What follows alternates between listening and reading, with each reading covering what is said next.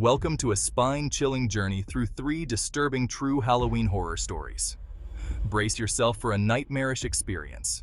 Tonight, we delve into the dark corners of history, where the line between fact and fiction blurs, and the horrors that haunt our dreams become terrifyingly real. From vengeful spirits to unimaginable acts of human cruelty, these stories will leave you questioning the very nature of evil. Our first tale takes us back to the early 1800s, to a secluded farm in Adams, Tennessee. This was a time when the American frontier was still wild and untamed, and families like the Bells sought to carve out a peaceful existence amidst the rugged landscape. Imagine, if you will, the Bell family, living a peaceful existence until it wasn't. John Bell, his wife Lucy, and their children were well-respected members of the community, known for their hard work and hospitality.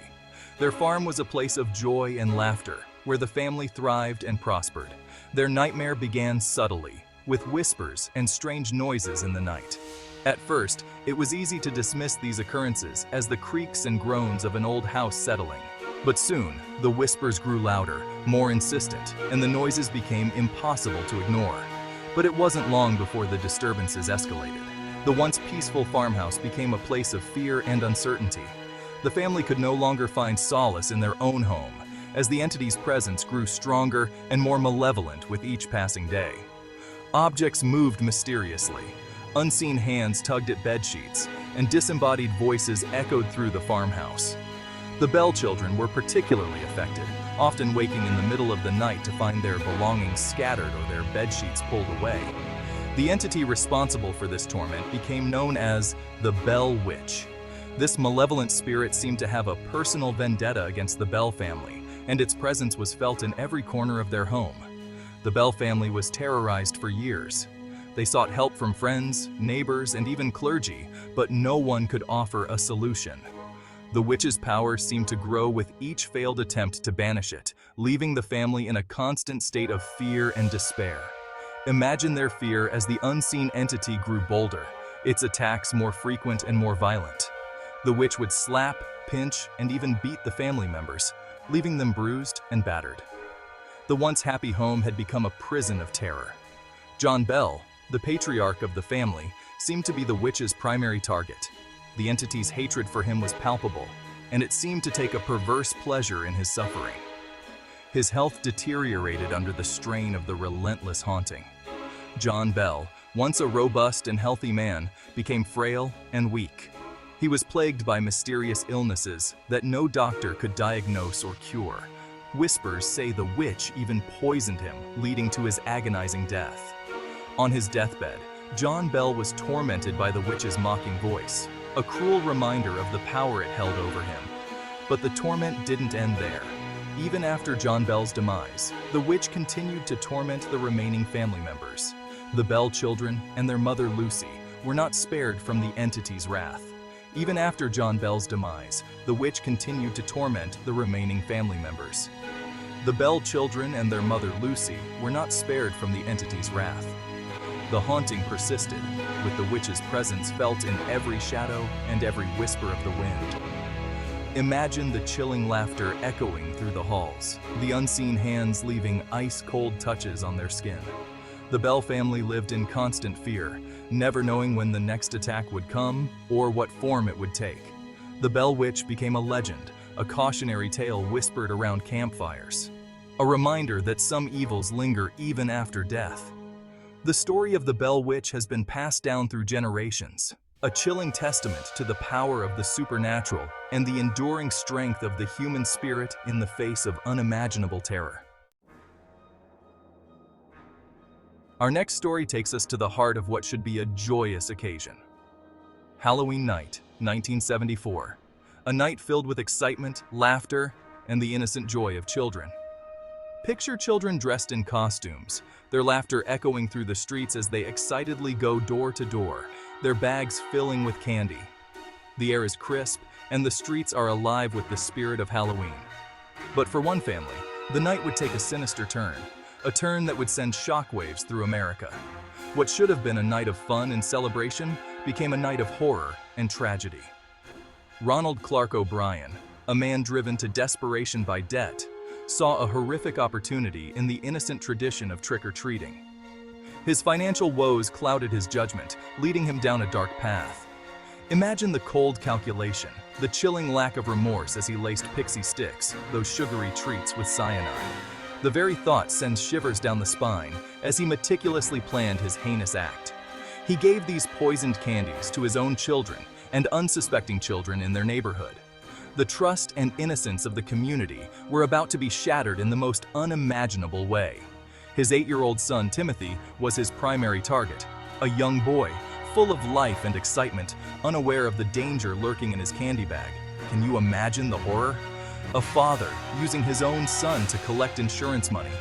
The betrayal is almost too much to comprehend, a parent's love twisted into something monstrous. As Timothy ate the poisoned candy, his life was tragically cut short. The joy of Halloween night turned into a nightmare as the young boy succumbed to the deadly poison. The nation was gripped by fear. How could a father commit such a heinous act? The news spread like wildfire, leaving parents across the country in a state of shock and disbelief. O'Bryan's crime cast a long shadow over Halloween. The once joyous occasion was now tainted with fear and suspicion, as parents questioned the safety of their children's candy. Parents were suddenly faced with a terrifying reality: the possibility that something as innocent as Halloween candy could be a deadly weapon. The carefree days of trick-or-treating were over, replaced by a new era of caution and vigilance. The trust was shattered, replaced by fear and suspicion. Every piece of candy was now a potential threat, and the joy of Halloween was forever changed. The Candyman, as O'Bryan became known, became a chilling reminder of the darkness that can lurk beneath the surface of seemingly ordinary lives. His actions left an indelible mark on the collective consciousness, a stark warning of the potential for evil in the most unexpected places. Chapter 3: The Unsolved Horror.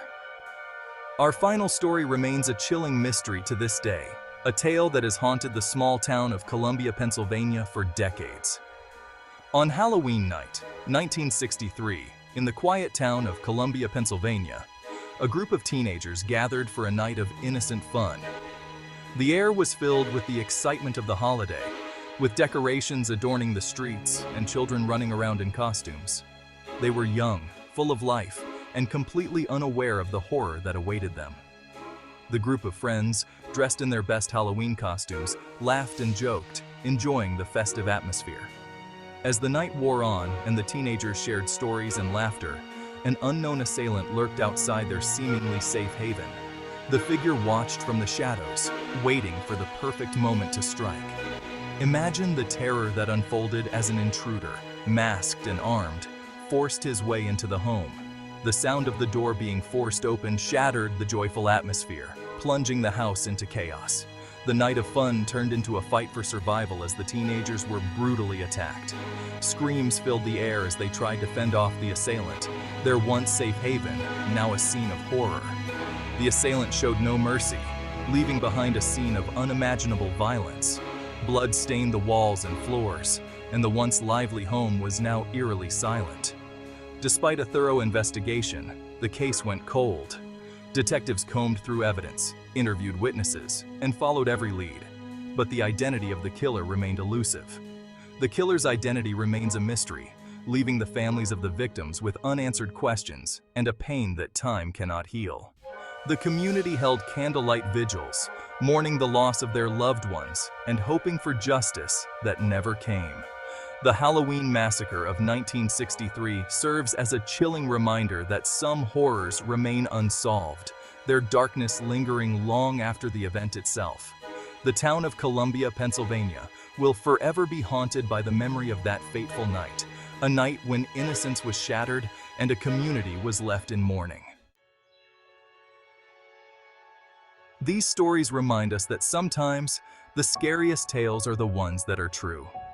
Stay safe this Halloween, and remember, the real horrors might be closer than you think. The darkness exists not just in the shadows, but also within the human heart. As you blow out your jack-o'-lantern and drift off to sleep this Halloween, remember the stories we've shared. Let them serve as a reminder to cherish your loved ones, to be wary of the shadows, and to never underestimate the power of true horror.